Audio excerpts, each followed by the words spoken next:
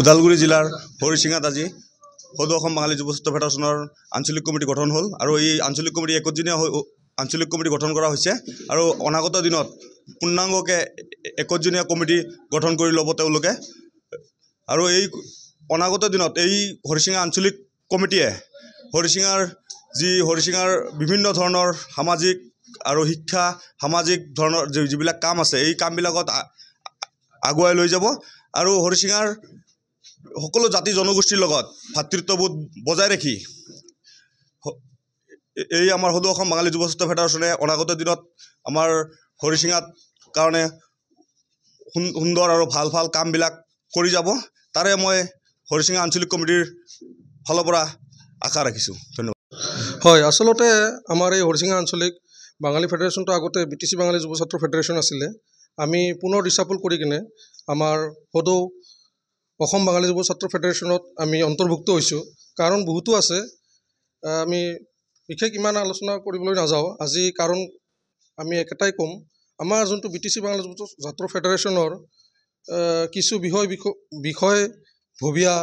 আমাৰ কিছু ভুলৰ বাবে আমি এই অসম বাঙালী যুৱ ছাত্ৰ ফেডাৰেশ্যনত অন্তৰ্ভুক্ত হ'ব লগা বাধ্য হৈছোঁ নাই বিশেষ একো কৰা নাই কাৰণ আমি দেখা পাইছোঁ যি BTC বাঙালী যুৱ ছাত্ৰ ফেডাৰেশ্যনৰ নেতৃবৰ্গ আমাৰ ৰাজনীতি দলত সোমাইছে আমি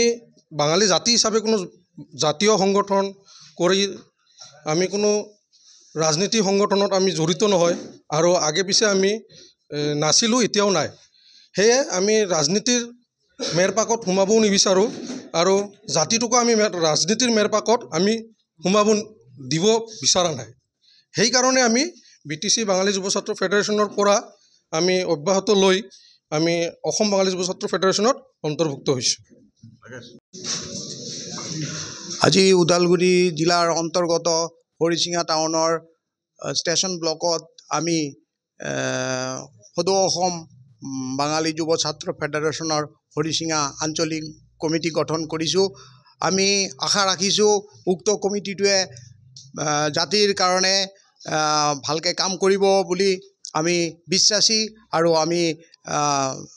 আশা ৰাখিছোঁ